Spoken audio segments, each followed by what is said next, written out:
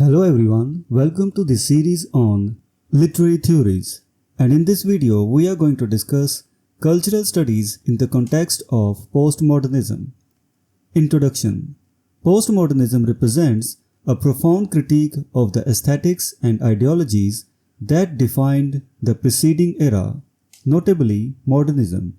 It challenges the foundational principles of rationalist European philosophy, which had long been accepted as universal truths.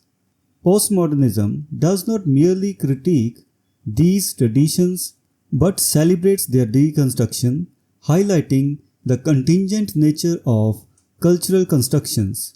This movement argues that many cultural constructs have historically served to empower dominant social groups at the expense of marginalized others. By questioning the inherent rationality and universality of previous philosophies, postmodernism opens up a space for alternative narratives and interpretations. Emergence and influence.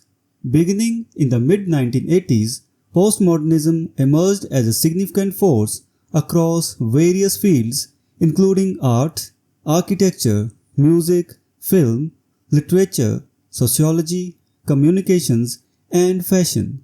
Its influence was widespread and profound, affecting not only creative expressions but also academic and cultural discourses.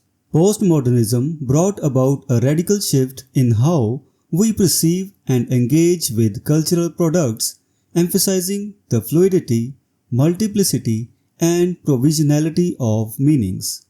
Modernist literature.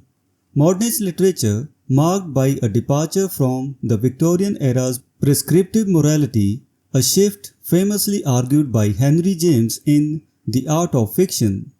Modernist writers, drawing on new psychological techniques, experimented with point of view, time, space, and stream of consciousness writing. Figures like Virginia Woolf, James Joyce, Ezra Pound, T.S. Eliot, Wallace Stevens, Marcel Proust, Franz Kafka, and William Faulkner redefined poetry and fiction. Their works emphasized impressionism and subjectivity, focusing on how subjectivity takes place rather than on what is perceived. Modernists employed fragmented forms, discontinuous narratives, and pastiche, creating works that were often sparse and minimal, yet deeply metafictive and self-referential. Postmodernism versus modernism. While postmodernism borrows elements from modernism such as disillusionment with societal norms, irony, self-conscious play, fragmentation and ambiguity, it diverges significantly in its approach. Modernism often presented a fragmented view of human history as tragic, with an underlying hope that art could provide the unity, coherence, and meaning lost in modern life. In contrast, postmodernism embraces fragmentation, celebrating the provisionality and irrationality of art. It does not mourn the loss of meaning, but instead reveals in the act of deconstruction and the multiplicity of interpretations. Postmodernism and capitalism.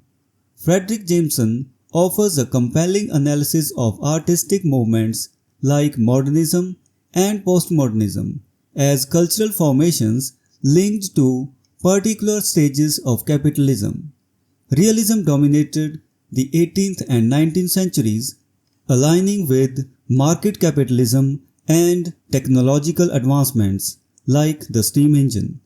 From the late 19th century through World War II, modernism prevailed within the context of monopoly capitalism, associated with electricity and internal combustion. The postmodern era, characterized by global consumer capitalism, emphasizes advertising and the selling of goods, now recognized as the information age. Grand narratives and meta-narratives. Societies rely on grand narratives to maintain stability, as argued by Jean-François Lyotard. These are overarching stories that cultures tell themselves about their practices and beliefs to sustain social order. For example, the American narrative that democracy is the most enlightened form of government promises universal human happiness. Postmodernism, however, is marked by incredulity towards meta-narratives, exposing the contradictions and instabilities within any social organization. Instead, it prefers mini-narratives that focus on local, specific events challenging the dominant universalizing stories. The artificiality of postmodern life. Jean Baudrillard's concept of simulacra illustrates the artificiality of postmodern life, where representations replace reality. This is evident in video games, music CDs, and virtual reality, which have no original counterparts in the traditional sense. Postmodernism's affinity with computer technology suggests a future where anything not digitizable may cease to be recognized as knowledge.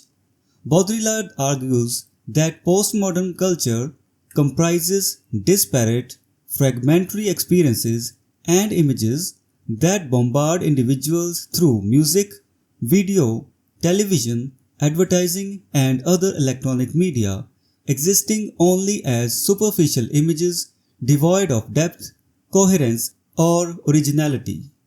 Energy and diversity versus lack of coherence. Postmodernism reflects the energy and diversity of contemporary life, but also its frequent lack of coherence and depth. The boundaries between reality and artifice blur, making it difficult to distinguish between reality TV and actual reality or television entertainment. This blending of real and artificial highlights the dynamic yet fragmented nature of postmodern existence, where traditional concepts of reality and authenticity are constantly questioned and redefined. In conclusion, postmodernism in cultural studies represents a significant shift in understanding and engaging with cultural artifacts and narratives. By deconstructing traditional notions of truth, coherence, and stability, it opens up new avenues for exploring the complexities and multiplicities of contemporary life. So this was the discussion on postmodernism in the context of cultural studies. We will meet in the next video and discuss some other topic. Until then, goodbye and thank you.